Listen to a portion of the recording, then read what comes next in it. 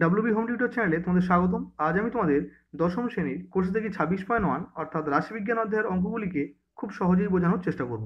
তো যারা এখন আমার আগের পার্ট দেখোনি, এই ভিডিওর নিচে ডেসক্রিপশন বক্সে থাকা লিঙ্ক থেকে তোমরা আগের পার্ট দেখে নিতে পারো, কিংবা চ্যানেলের প্লেলিস্ট সেকশনে গিয়ে সেখান থেকেও তোমরা আগের পার্ট দেখে নিতে পারো। আগের পার্টে আমরা 7 পর্যন্ত অঙ্কগুলিকে খুব সহজেই বুঝিয়েছিলাম। এখন 8 অঙ্ক কি বলছে দেখো, কল্পিত গড় পদ্ধতিতে নিচের তথ্যের গড় নির্ণয় করি। দুটো অঙ্ককেই আমার কল্পিত পদ্ধতিতে গড় নির্ণয় করতে দেওয়ার কথা বলে দেওয়া আছে। তাহলে প্রথম অঙ্ক কি বলছে, শ্রেণীর সীমানার ছকে কি দেওয়া আছে দেখো, 0 থেকে 40, 40 থেকে 80, 80 থেকে 120, 120 থেকে 160, আর 160 থেকে 200। 0 থেকে 40-এর পরিসংখ্যা কত? 12। 40 থেকে 80 কত? 20। 80 থেকে 120 কত? 25।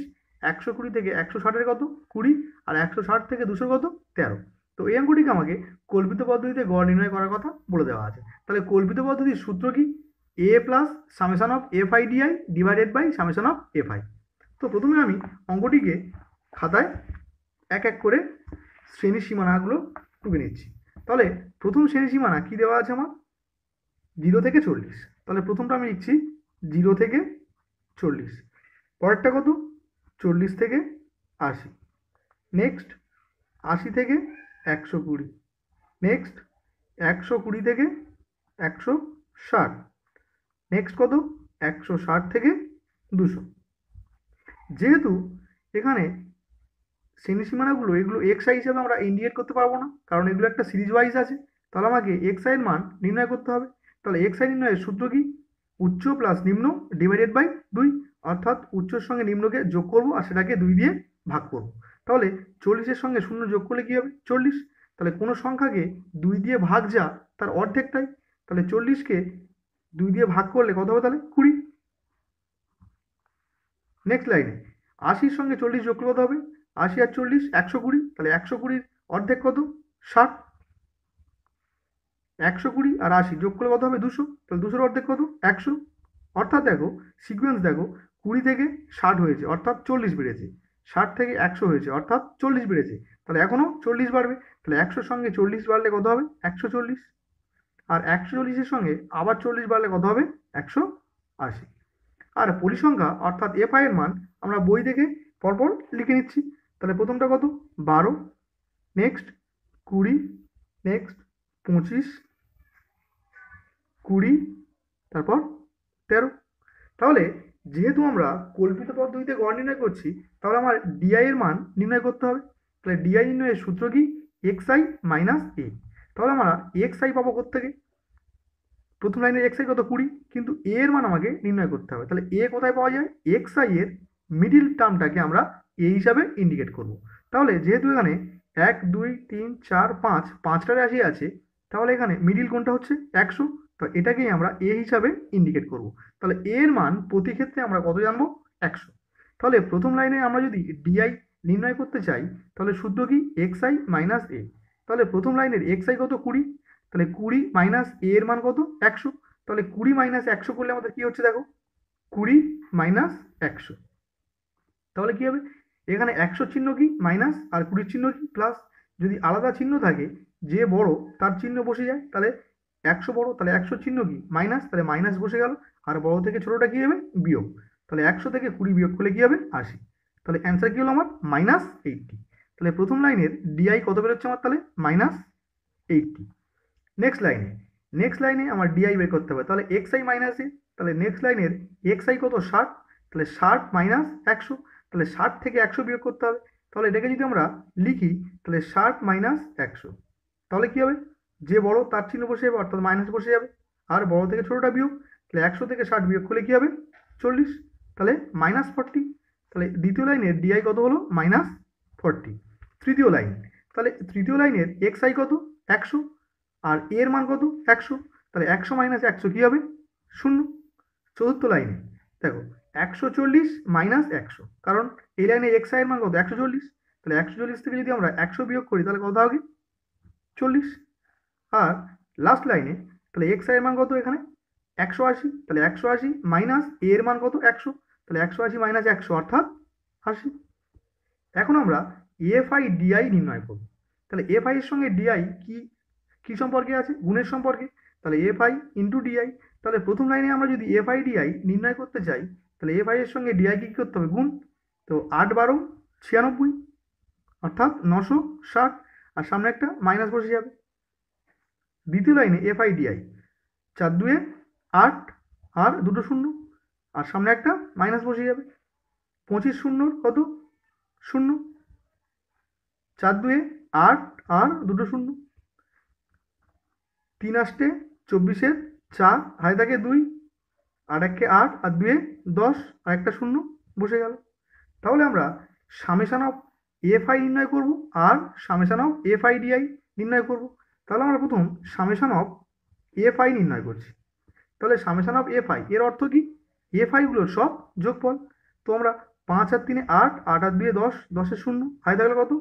1 1 1 2 3 4 5 6 7 8 9। তাহলে সামেশন অফ এফ আই এর মান আমরা কত পেলাম? 90। আর কি বের করতে হবে আমার? Summation of F I DI.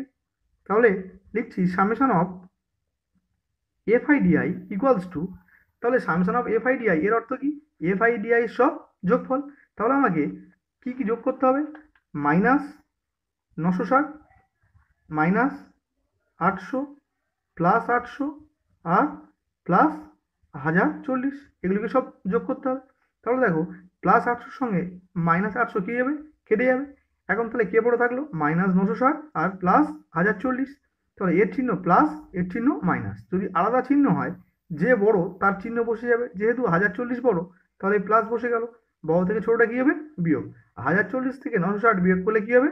80। তাহলে অ্যান্সার কী হলো আমার? প্লাস 80। যেহেতু প্লাস 80, আমরা শুধুমাত্র এখানে 80 লিখলাম। এখন কি লিখব? অতএব যেহেতু এটা কল্পিত পদ্ধতিতে গড় নির্ণয় করতে বলেছে, তাই কি লিখছি? অতএব কল্পিত পদ্ধতিতে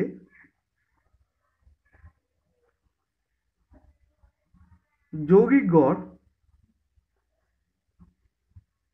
তাহলে সূত্র কি? A plus summation of F I DI divided by summation of F I. যেখানে এ এর মান কত? এ এর মান আমরা কত জানি? 100। তাহলে এর জায়গায় আমি 100 বসিয়ে দিলাম, plus summation of F I DI এর মান কত পেয়েছি? কত? 80। তাহলে কি লিখলাম এখানে? 80 divided by summation of F i. Summation of F i কত? 90। তাহলে এখন 9 দিয়ে 8কে কী করতে হয়? ভাগ। তো 9 দিয়ে আমরা যদি 8কে ভাগ করি, তাহলে এর চেয়ে এরা ছোট সংখ্যা। তাহলে দশমিক খাইয়ে একটা শূন্য নিলাম। তাহলে 8 9 72, বিয়োগ করলে কত হবে? 8, দশমিকের জন্য আবার শূন্য, আবার 8 9 72, আবার 8, দশমিকের জন্য একটা শূন্য, তাহলে 8 9 72। তাহলে এইভাবে চলতে থাকবে। তাহলে 0.888 চলতে থাকবে। যেহেতু আমরা দশমিকের পরে 2 ঘর পর্যন্ত নেব, তাহলে তার পরের ঘরটাকে আমাকে লক্ষ্য রাখতে হবে। তার পরের ঘরে যদি 5 কিংবা 5-এর চেয়ে বেশি থাকে, তাহলে তার আগের ঘর 1 ঘর বেড়ে যাবে। যেহেতু এটা 8 আছে 3 নম্বর ঘরে, তাই 5-এর চেয়ে বেশি, তাই এর আগের ঘর কী হবে? 1 ঘর বেড়ে যাবে। অর্থাৎ 0.88 না নিয়ে আমি কী নেব? 0.89। তাহলে এখানে লিখছি 100 প্লাস 0.89। তাহলে এখন 100-র সঙ্গে 0.89 কী করতে হবে? যোগ। তাহলে 100টাকে আমি কি লিখতে পারি? 100.00 আর 0.89। তো যোগ করলে কী হবে আমার? 9 8 আর 100। তাহলে 100.89। যেহেতু ভাগটি আমার মেলেনি, তাই আমি ব্র্যাকেটে কি লিখলাম? প্রায়। তো এটি আমার নির্ণীয় অ্যান্সার। এখন 8-এর 2 অঙ্ক কী বলছে? শ্রেণীর সীমানা দেখো কী কী দেওয়া আছে? 25 থেকে 35, 35 থেকে 45, 45 থেকে 55, 55 থেকে 65, 65 থেকে 75। তাহলে প্রথমে পরিসংখ্যান কত দেওয়া আছে? 4, নেক্সট 10, 8, 12, 6। তো এই অঙ্কটিকে আমাকে কল্পিত পদ্ধতিতে গড় নির্ণয় করার কথা বলে দেওয়া আছে। তাহলে কল্পিত পদ্ধতিতে গড় নির্ণয়ের সূত্র কী জানি আমরা? A plus summation of F I DI divided by summation of F I. তো প্রথমটা যেহেতু এক্স আই এর মান হয়, দ্বিতীয়টা এফ আই এর মান হয়। যেহেতু এক্স আই এর মান সিরিজ ওয়াইজ দেওয়া আছে, তো এটাকে আমরা এক্স আই হিসাবে ইন্ডিকেট করতে পারবো না। তাহলে এক্স আই এর মান আমাকে আলাদাভাবে নির্ণয় করতে হবে। কীভাবে?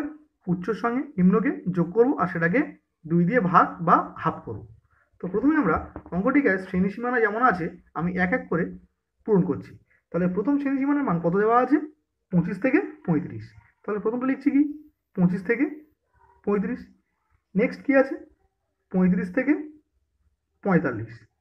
নেক্সট 45 থেকে 55, নেক্সট 55 থেকে 65, নেক্সট 65 থেকে 75।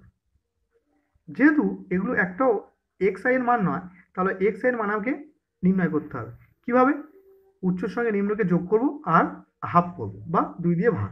তাহলে 30 আর 20 50 আর 5 আর 5 10, তাহলে 60। তাহলে 60-এর হাফ কত হচ্ছে? 30।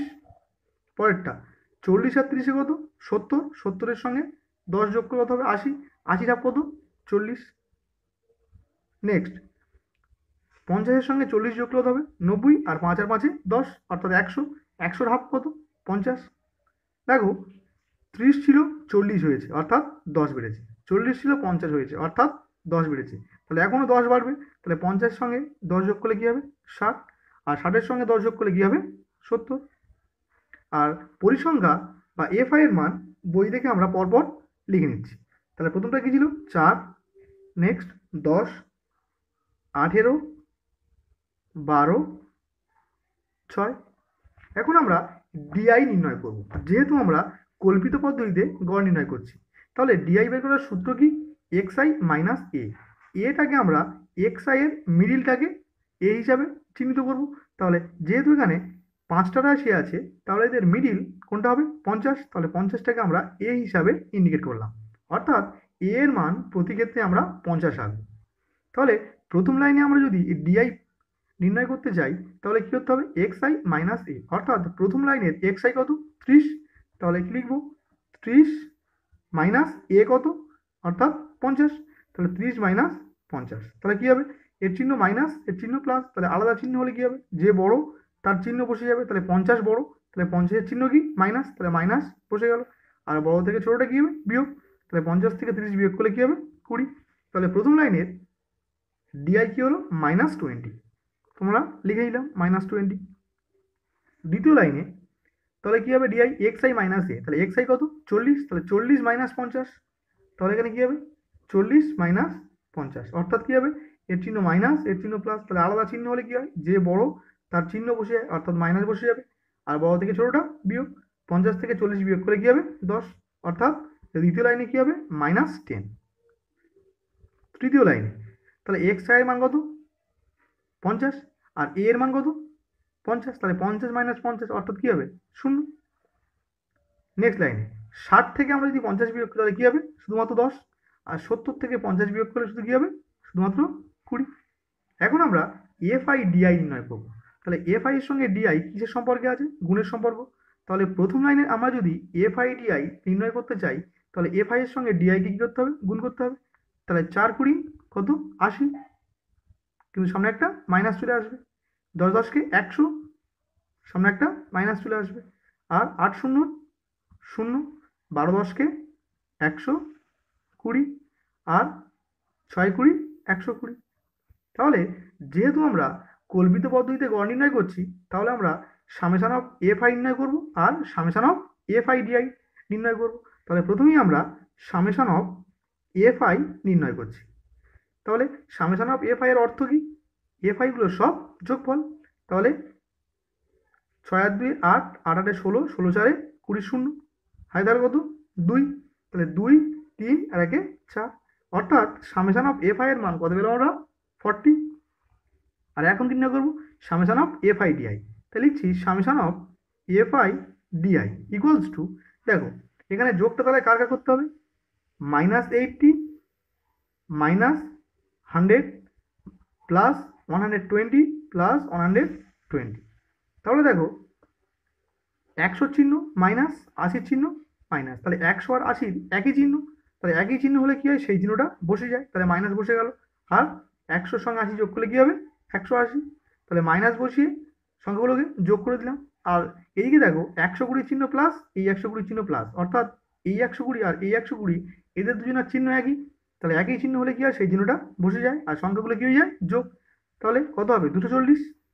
এখন দেখো এর চিহ্ন প্লাস, এর চিহ্ন মাইনাস। যদি আলাদা চিহ্ন থাকে, তাহলে যে বড় তার চিহ্ন বসে যাবে, অর্থাৎ প্লাস বসে গেল। যেহেতু 240 বড় এখানে, আর বড় থেকে ছোটটা কি হবে? বিয়োগ। তাহলে 240 থেকে 180 বিয়োগ করলে কি হবে? 60। তাহলে অ্যান্সার কি আসবে আমার? +60। যেহেতু অ্যান্সার +60 এসছে, আমরা এখানে শুধুমাত্র লিখব 60।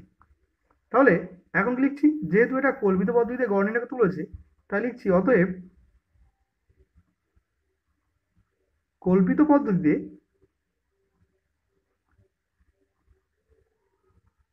যৌগিক গড়, তাহলে সূত্র কি জানি, a plus summation of fi di divide by summation of fi, যেখানে a এর মান আমরা কত পেয়েছিলাম 50, তাহলে a এর জায়গায় আমি কি লিখছি 50 প্লাস fi di এর মান কত 60, তাহলে fi di এর জায়গায় আমি লিখছি 60 divide by summation of fi, summation of fi কত 40, তাহলে লিখছি 40। যদি আমরা 4 দিয়ে কাটি তাহলে 4 15 60 আর 4 10 40, তাহলে 50 প্লাস কোনো সংখ্যাকে 10 দিয়ে ভাগ, কোনো সংখ্যাকে 10 দিয়ে ভাগ যা সংখ্যাটির শেষের দিক থেকে এক ঘর আগে পয়েন্ট বসালে আমরা অ্যান্সার পেয়ে যাই, তাহলে অ্যান্সার কী হবে এখানে 1.5। এখন 50-এর সঙ্গে 1.5 যোগ করতে হবে, তাহলে 50কে আমি কি লিখছি 50.0 আর 1.5, তাহলে যোগ করলে কী হবে 5 1 5, আর এখানে পয়েন্ট হবে অর্থাৎ 51.5। তো এটাই আমার নির্ণীয় অ্যান্সার। এখন 9 অঙ্ক কি বলছে দেখো, ক্রমবিচ্যুতি পদ্ধতিতে নিচের তথ্যের গড় নির্ণয় করি। দুটো অঙ্কই আমার ক্রমবিচ্যুতি পদ্ধতিতে গড় নির্ণয় করতে হবে। তাহলে প্রথম অঙ্ক কি বলছে, শ্রেণী সীমানার মান কি দেওয়া আছে দেখো, 0 থেকে 30, 30 থেকে 60, 60 থেকে 90, 90 থেকে 120, 120 থেকে 150, আর পরিসংখ্যার মান কত দেওয়া আছে 12, 15, 20, 25, 8। তো এই অঙ্কটিকে আমাকে ক্রমবিচ্যুতি পদ্ধতিতে নির্ণয় করতে হবে। তাই সূত্র কি জানি আমরা ক্রমবিচ্যুতির, a plus summation of fi ui divided by summation of fi into h। তো প্রথমেই আমরা অঙ্কটিকে শ্রেণী সীমানা যেমন ছিল আমরা পরপর খাতাতে লিখে নিচ্ছি। তাহলে প্রথম শ্রেণী সীমানা মান কি ছিল 0 থেকে 30, তাহলে প্রথমেই কি লিখছি 0 থেকে 30। দ্বিতীয়টা কি ছিল 30 থেকে 60, নেক্সট 60 থেকে 90, নেক্সট 90 থেকে 120, নেক্সট 120 থেকে 150। এখন যেহেতু এটাকে xi এর মান হিসাবে ইন্ডিকেট করতে পারবো না, তাহলে xi এর মান আমাকে আলাদাভাবে নির্ণয় করতে হবে, যেহেতু এটা সিরিজ ওয়াইজ আছে। তাহলে xi নির্ণয়ের সূত্র কি জানি আমরা, উচ্চ প্লাস নিম্ন ডিভাইডেড বাই 2। তাহলে উচ্চের সঙ্গে নিম্নকে যোগ করব আর সেটাকে 2 দিয়ে ভাগ করব কিংবা হাফ করব, কারণ কোনো কিছুর 2 দিয়ে ভাগ যা তার হাফ তাই। তাহলে 30-এর সঙ্গে 0 যোগ করলে কি হবে 30, তাহলে 30-এর অর্ধেক কত 15, তাহলে প্রথম লাইনের xi কত হলো 15, 60-এর সঙ্গে 30 যোগ করলে কি হবে 90, 90-এর অর্ধেক কত 45, নেক্সট 90 আর 60 কত 150, 150-এর অর্ধেক কত 75। তাহলে দেখো 15 ছিল 45 হয়েছে, অর্থাৎ কত ঘর বেড়েছে 30, 45 ছিল 75 হয়েছে, কত বেড়েছে 30, তাহলে এখনও 30 বাড়বে। তাহলে 75-এর সঙ্গে 30 যোগ করলে কী পাবো আমরা 105, আর 105-এর সঙ্গে 30 যোগ করলে কী হবে 135। এখন আমরা পরিসংখ্যা কিংবা fi-কে বই দেখে পরপর লিখে নেব। তাহলে প্রথম পরিসংখ্যা মান কী আছে 12, তারপরে 15, 20, 25, 8। এখন আমরা ইউআই নির্ণয় করব। তাহলে ইউআই নির্ণয়ের সূত্র কি জানি দেখো, xi minus a divided by h, যেখানে xi এর মান কত প্রথম লাইনের 15, a এর মান কত, a এর মান হচ্ছে xi এর মিডিল, যেহেতু এখানে 5টা রাশি আছে তাহলে মিডিল কোনটা 75, তাহলে এটাই আমার a এর মান। তাহলে a এর মান প্রতি ক্ষেত্রেই 75 ফিক্স থাকলো। তাহলে এখন h মানে কি স্টেপ লেন্থ বা গ্যাপ, 0 থেকে 30 বা 30 থেকে 60 বা 60 থেকে 90, এদের গ্যাপ কত 30 করে গ্যাপ, তাহলে h এর মান প্রতি ক্ষেত্রে আমরা 30 ধরে নেব, আর a এর মান প্রতি ক্ষেত্রে 75। তাহলে আমার চেঞ্জ হচ্ছে কি শুধুমাত্র xi। তাহলে প্রথম লাইনের আমরা যদি ইউআই নির্ণয় করতে চাই, তাহলে প্রথম লাইনের ইউআই কি হবে xi minus a divide by h। তাহলে প্রথম লাইনের xi কত 15, তাহলে কি লিখছি এখানে 15 মাইনাস a এর মান কত 75, তাহলে লিখছি 15 মাইনাস 75 ডিভাইড বাই কত 30, কারণ h এর মান কত 30, h মানে কি গ্যাপ, তাহলে 30। তাহলে এখন এর মান কি হচ্ছে দেখো, এর চিহ্ন মাইনাস এর চিহ্ন প্লাস, যে বড় তার চিহ্ন বসে গেল অর্থাৎ মাইনাস বসে গেল, আর বড় থেকে ছোটটা কি হবে বিয়োগ, তাহলে 75 থেকে 15 বিয়োগ করলে কি হবে 60, তাহলে ডিভাইড বাই কত 30, তাহলে 30 2 60, অর্থাৎ কী হবে -2। তাহলে প্রথম লাইনের ইউআই কত হলো আমার -2। দ্বিতীয় লাইনে এক্স আই মান কত 45। তাহলে কি লিখছি 45 মাইনাস এ, তাহলে এ অর্থাৎ কত 75। তাহলে এখানে কি লিখছি 45 মাইনাস 75 ডিভাইডেড বাই কত 30। তাহলে এর চিহ্ন মাইনাস, এর চিহ্ন প্লাস, তাহলে যে বড় তার চিহ্ন বসে গেল, অর্থাৎ মাইনাস বসে গেল। বড় থেকে ছোটটা বিয়োগ, 75 থেকে 45 বিয়োগ করলে কি হবে 30। আর নিচে কি হলো 30, কারণ এইচ এর মান প্রতি ক্ষেত্রে আমরা 30 জানি। তাহলে 30 1 30 অর্থাৎ -1। তাহলে দ্বিতীয় লাইনে কি হবে ইউআই -1। তৃতীয় লাইন, তাহলে এক্স এর মান কত 75। তাহলে 75 মাইনাস এ এর মান কত 75। তাহলে 75 থেকে 75 বিয়োগ করলে কি হবে 0। Next line 105। তাহলে এক্স এর মান কত 105। তাহলে 105 মাইনাস এ এর মান কত 75 ডিভাইডেড বাই কত এইচ এর মান 30। তাহলে 30 লিখলাম।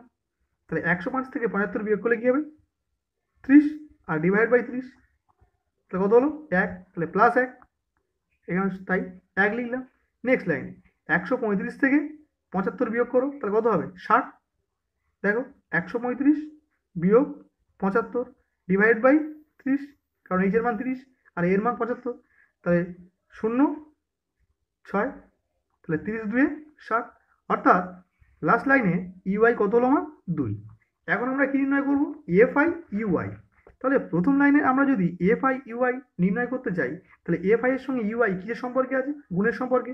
তাহলে প্রথম লাইনের এফ আই কত 12 আর ইউআই কত -2। তাহলে 12-র সঙ্গে -2 করতে হবে গুণ, তাহলে 12 দুগুণে 24। তাহলে কী হবে -24। দ্বিতীয় লাইন 15 1 15, অর্থাৎ কি লিখবো -15। তৃতীয় লাইন 20-র সঙ্গে 0 গুণ করলে কি হবে 0। 25 1 25 আর 8 2 16। যেহেতু আমরা ক্রমবিচ্যুতি পদ্ধতিতে গড় নির্ণয় করছি, তাহলে আমার কার কার সামেশান লাগবে, সামেশান অফ এফ আই এর সামেশান লাগবে আর summation of F I UI. তো এখানে আমরা লিখছি সামেশান অফ এফ আই, অর্থাৎ কি এফ আইগুলো সব যোগফল। তো 8 5 13, 13 5 18, 18 আর 2 20। তো 20 0 হাজার কত 2, তাহলে 2 2 4 5 6 7 8। অর্থাৎ সামেশান অফ এফ আই আমাদের কি আসলো 80। আর এখন নির্ণয় করতে হবে summation of F I u i equals to, তাহলে এফ আই ইউআই এর মান কি হবে -24 -15 +25 আর +16, এদেরকে সবাইকে যোগ করতে হবে। তাহলে আগে আমরা মাইনাসগুলোকে এক জায়গা করবো, তারপর প্লাসগুলোকে এক জায়গা করবো। দেখো এর চিহ্ন মাইনাস, এর চিহ্ন মাইনাস, যদি একই চিহ্ন হয় তাহলে সেই চিহ্নটা বসে যাবে, অর্থাৎ মাইনাস বসে যাবে। আর সংখ্যাগুলো কি হয়ে যাবে যোগ। তাহলে 20 30 39, তাহলে -39। আর প্লাস দেখো এর চিহ্ন প্লাস, এর চিহ্ন প্লাস, তাহলে একই চিহ্ন হলে সেই চিহ্নটা বসে গেল। সংখ্যাগুলো কি যাবে যোগ। তাহলে 20 30 40 41।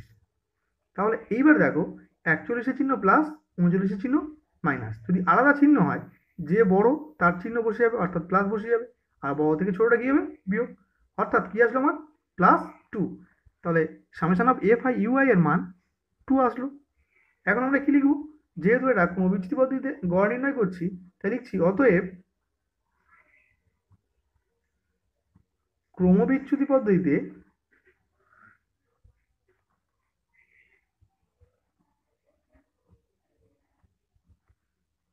যৌগিক গড়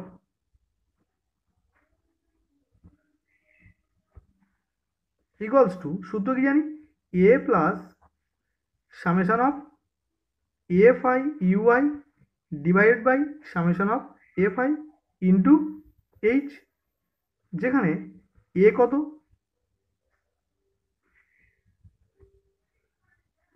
75 আর এইচ কত স্টেপ লেন্থ বা গ্যাপ কত 30। তাহলে এ এর মান আমি 75 লিখলাম, প্লাস এফ আই ইউআই এর মান কত কি পেয়েছি আমরা 2। তাহলে কি লিখছি 2 divide by summation of F i কি পেয়েছি 80। তাহলে 2/80 ইন্টু এইচ কত 30। তো এইচ জায়গায় আমরা 30 লিখলাম। তাহলে 30-এর একটা শূন্য আর 80 একটা শূন্য আমরা কেটে দিলাম।